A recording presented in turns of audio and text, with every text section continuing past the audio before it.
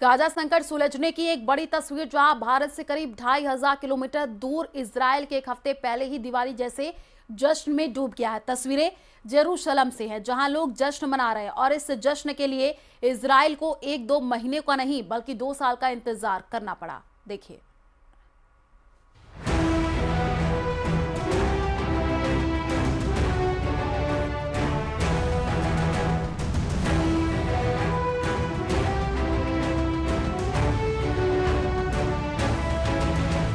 ये तस्वीरें जेरूशलम की हैं, जहां लोग जश्न मना रहे हैं और इस जश्न के लिए इजराइल को 1-2 महीने नहीं बल्कि 2 साल का इंतजार करना पड़ा।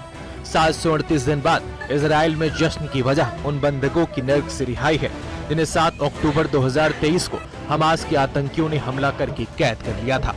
दरअसल अमेरिका के राष्ट्रपति डोनाल्ड ट्रंप की पहल पर इजराइल हमास समझौते को 3 चरणों में लागू करने का फैसला किया गया है। पहला चरण आज पूरा हुआ, जिसमें हमास ने इजराइल के बंधकों को रिहा किया और उनके शवों को वापस किया।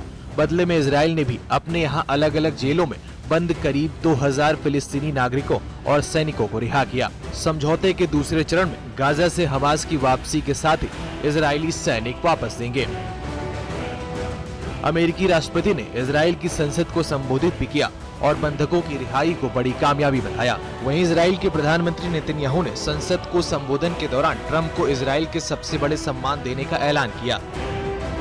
After 2 harrowing years in darkness and captivity, 20 courageous hostages are returning to the glorious embrace of their families, and it is glorious.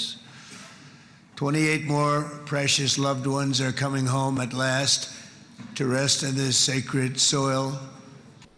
I have submitted your nomination to be the first non-Israeli recipient of the Israel Prize, Israel's highest award.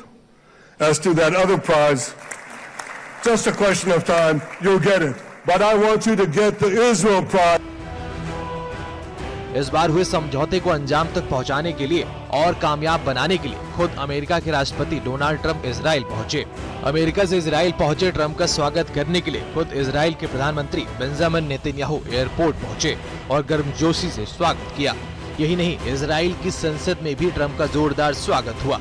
जैसे ही Trump Israel की संसद में पहुंचे, सभी सांसदों ने खड़े होकर उनका स्वागत किया और जमकर नारे लगाए। Bureau report, news 18।